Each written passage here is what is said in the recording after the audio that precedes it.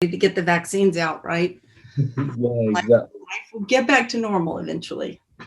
Exactly. So it's nice meeting. As being the founder of the Women in Sports Technology, I'm looking forward to hearing your presentation today and getting some insights into what it is you've done and some of the incredible journeys you've been on with the success in your business world as well. So if it's okay with you, I'll stop sharing the screen so you can share and I'll hand over to you.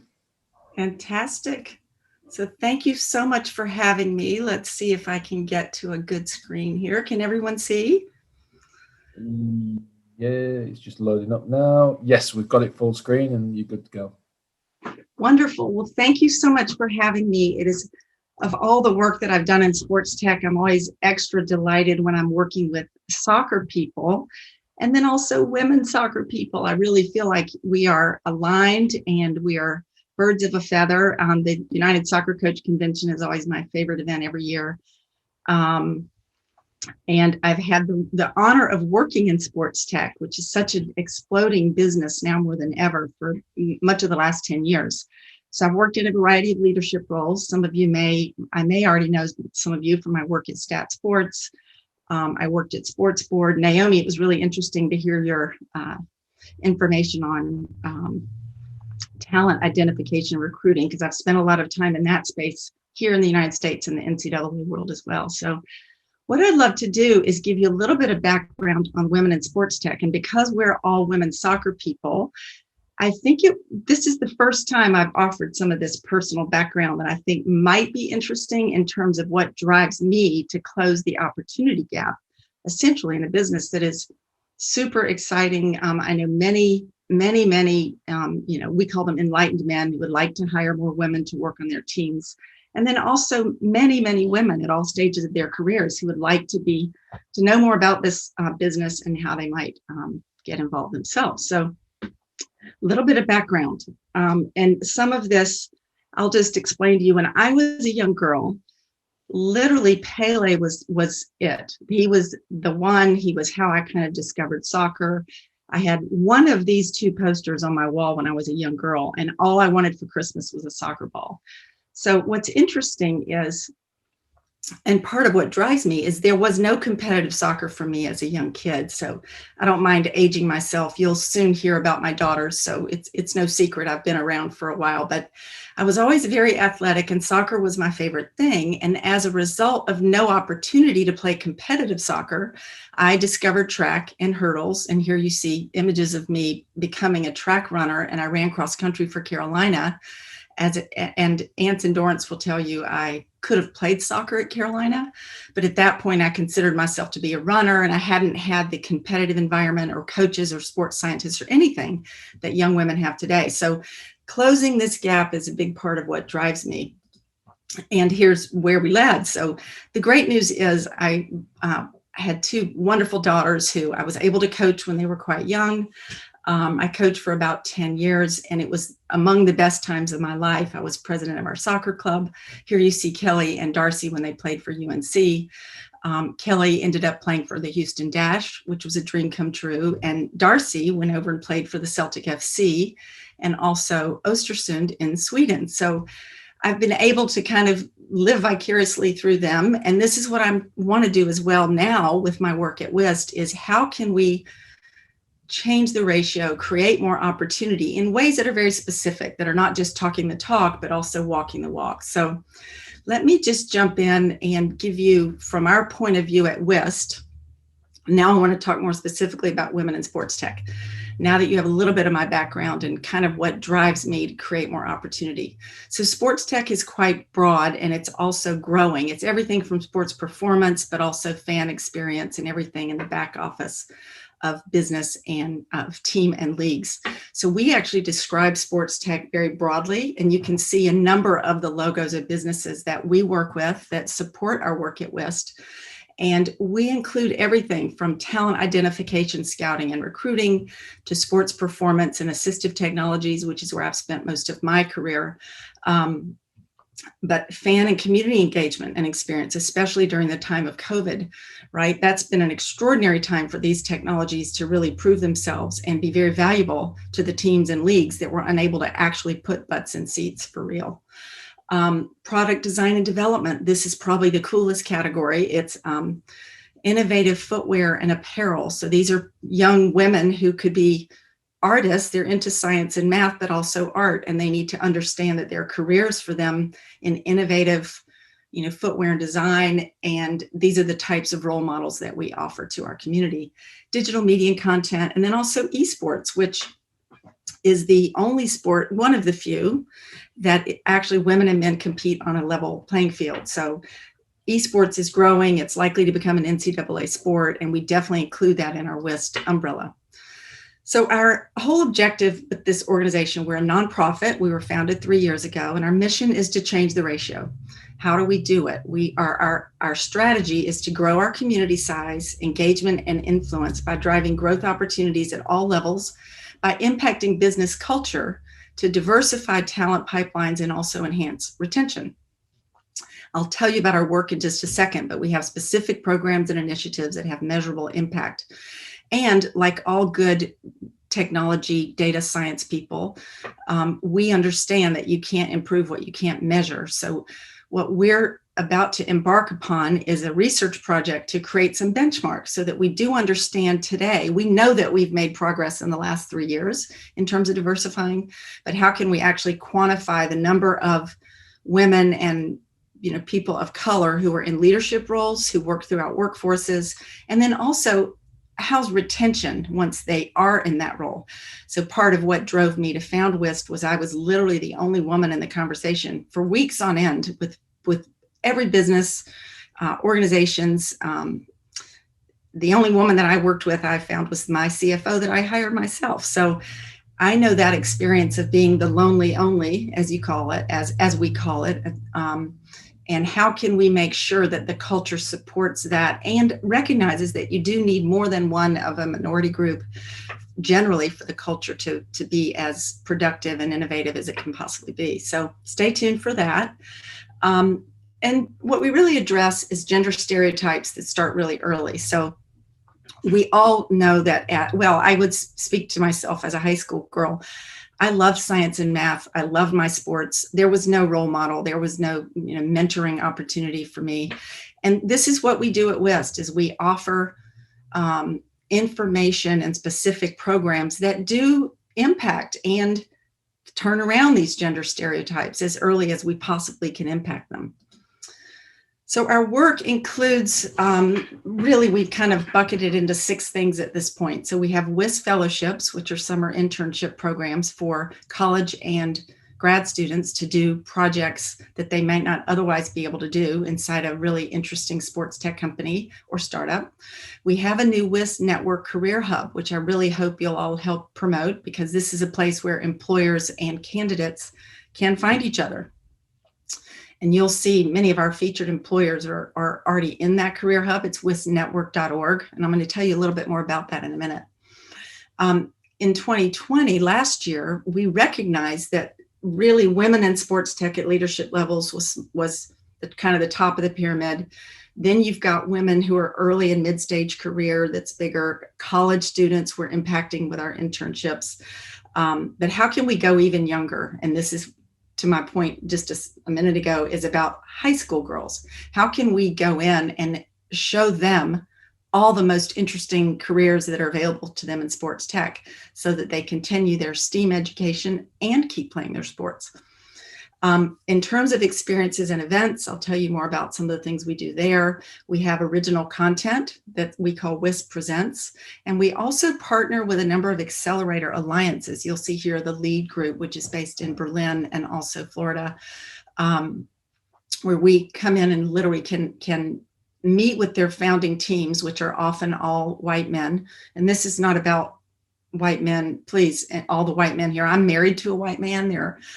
It's not about that. In fact, WIST is very focused from the beginning on women and men working together, because this is how we will solve and change the ratio, is by working together. So we will speak to these founding teams and have them understand that we're a resource for them in terms of diversifying their teams as they grow. We do culture matters sessions with them so that they understand so that they understand some of the specific things they can do in their culture to encourage inclusivity and participation by all. So I'll tell you a little bit more about these things as I go along. The Wiz Fellowship Program, I'm so delighted to tell you about it. So this is our 4th year, and we offer $5,000 grants for 6 to 8 week internships, either for a project that the student brings us herself as a self-created project, or she can apply for hosted opportunities from many of our partners and startups. We offer the $5,000 plus, if we can travel, we offer $2,500 in travel and housing to cover expenses, because if you're living in Houston, it's a far different cost than if you're living in Manhattan. So we added that as a new bonus to the program last year. And to a person, these students, so we had 3 the first year, thanks to IBM Sports. We had 4 in 2019. This past year in 2020, we were able to offer 15, and we were able to pivot all of them from being, in lab or in office to a virtual setting. We're very proud that we were able to get every single one of our women to have a really awesome experience, even working remotely, which I know we all had to learn how to pivot our work styles pretty quickly. To a person, they love the experience they gain, the confidence they get validation, they make new connections, and they have a sense of community. And again, this is with women and men who have hired them and want to hire them when they're graduated from their school. So you see Sydney Dodson here. She was a student, just graduated with her master's from the University of San Francisco. And one of our emphasis for this year is to make sure that we diversify even more in terms of women of color. So we did a partnership this year with SWAC, which is the Southwest Athletic Conference for HBCUs, and really have a focus on not only women as minority underrepresented groups, but also people of color. So we're super excited to see just where we can take this program. And just so that you know, I just found out we've had over 350 applications started, which is literally 6 times what we had last year. So it's become quite a coveted program and something that we're all really, really proud of. And it's a qualitative program. Like each student, we assign a mentor. We have Zoom sessions with them every other week. So it's not like we just offer them the grant and off they go. They very much become part of our community, and we do all that we can to support them as they grow. This, I hope you'll all visit. So this is wisnetwork.org. This is our new career hub. And it is the single source for candidates and employers to come together in the sports tech business. And we define it, again, pretty broadly. So any role that's in a sports business requires technology and proficiencies in no matter what you're doing, whether it's operations or marketing. But then, yes, the business intelligence, the data science, sports science, all of those roles are included here as well. But you'll see a number of job postings from our partners at Dick's Game Changer, at Nike, at IBM Sports, the NBA and the WNBA. We partnered also with Comcast NBC Universal. So you'll see Comcast Spectacor, Comcast NBC Sports. And it's become literally the gentleman that I work with on this job board, it's literally on fire. It's one of those things that, like any true startup, you know things are going to catch fire, but you don't know how fast it's going to be. And this one is literally taking off. So I hope that you'll all jump in, and also encourage women and people that you know who want to get into this business to please, go in and make a candidate profile there. This is Wiz Next Gen, and this is something we started last year, which I told you about. We have an ambassador program for high school girls who play sports, so high school student athletes, to really show them role models who are working in really cool jobs in sports tech. So Tiffany Kelly here is a startup, is an entrepreneur with a company called Cura Story. We had Cherise Thornhill, who runs the Seed Design Program at Adidas. And the idea here is to show a young girl someone, who they can identify with. This is not where the senior leaders in sports tech are. This is where, people who are maybe on the earlier stage of their career, but the high school students can totally relate to. So they're very interactive, very educational, very engaging. We teach them how to make a LinkedIn profile. But this is another one of our newer programs that's really taken off. When we talk about experiences and events, so many of us, right, we've attended the MIT Sloan Sports Conference and CES and South by Sport. And what we've been able to do over the last few years is help to diversify the panelists at those events. So we have a list of literally whatever the theme is of that panel discussion, we can offer diversity, and it is senior level, it is multi-generational. You can see here, this was a panel at CES last year where the young woman beside me is a rower on the US Olympic team on the men's team. She is the first female coxswain. So to learn from her about how she uses technology, it's just super interesting for everyone. And you're not necessarily just hearing the same group of guys, although they're still there, but what makes it more enriching for everyone is to, layer in people with all different lived experiences and backgrounds. That just makes the conversation that much more compelling. You'll see here, so we've done events with the Oakland A's, we did events with the Warriors. We're based here in the Bay Area of California. And when we can travel again, we did event last summer with Nike at the #sports event in New York.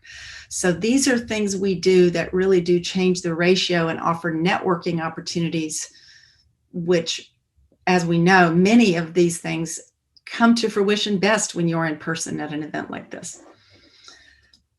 So our original content, so these are things like we have senior leaders that we do interviews with. So Mel Strong is a partner at Next Ventures, which focuses in sports tech and health tech and wellness technologies. They are the first venture capital firm to actually make a meaningful donation to our organization.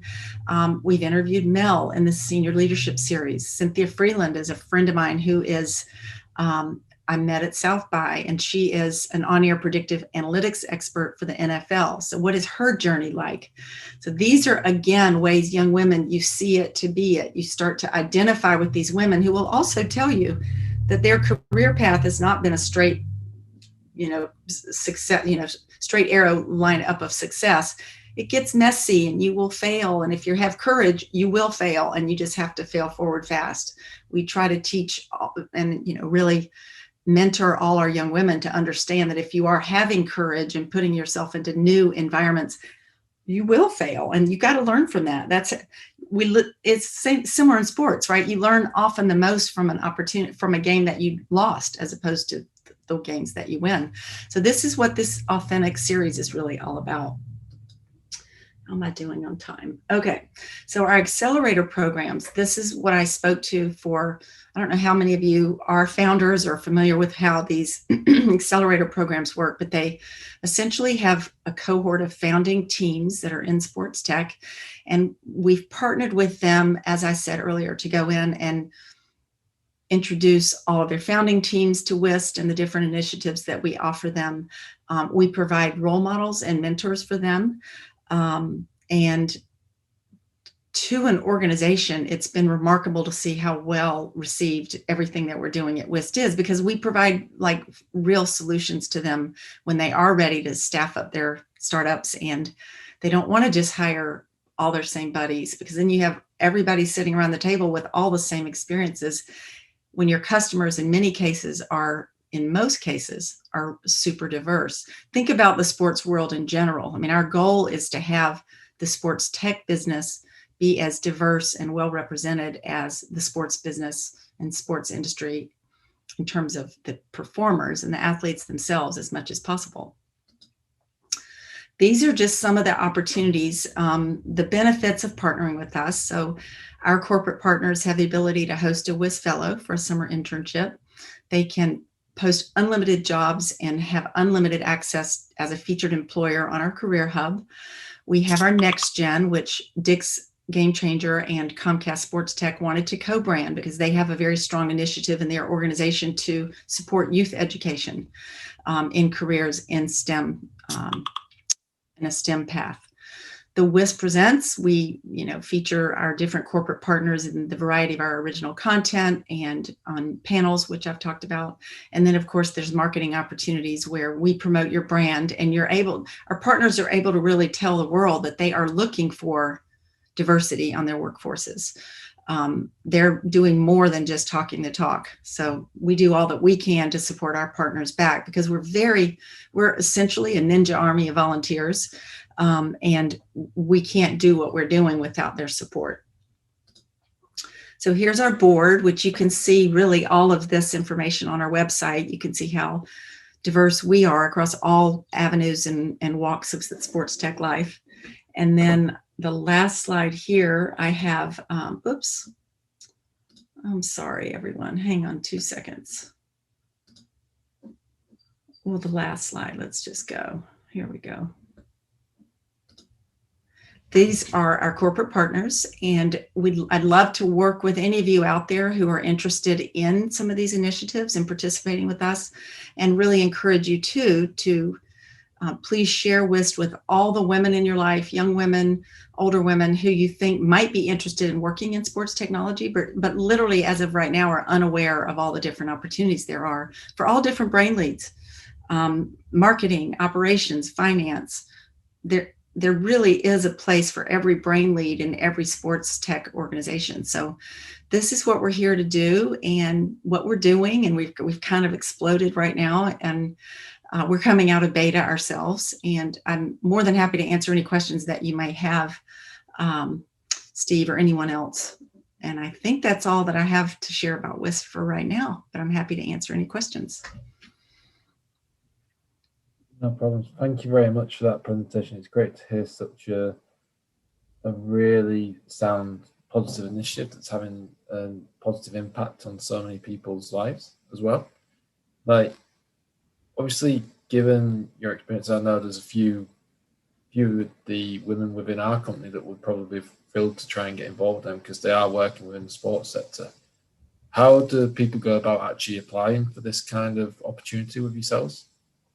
Well, if you go to our website, which is womeninsportstech.org, I'll put that in the chat for everyone. Let's see, let me go to all panelists. Here we go. So if you can join our community, it's free to join, and you'll find out about all of our initiatives if you just join at womeninsportstech.org. And then in terms of actually joining the new Career Hub, I hope that you'll all go to it's called wisnetwork.org, and that is a separate platform that serves as the proprietary job hub, the Career Hub. No problems. That's brilliant. Thank you. And again, I suppose looking at how you've been such a success within your career, and now being able to pass that success and hopefully guide other women through the sports technology environment is really pleasing. What would you say is probably like the biggest factors within your success along the way, would you say? Do you mean me, or do you mean WIST? No, you, yourself. I think I've been in the business for about 10 years, as I said, and I think it goes back to what I said about courage, but also just not thinking twice about being the only woman in the room. I mean, I played sports with boys all growing up. I still run. Many of my favorite running partners are guys.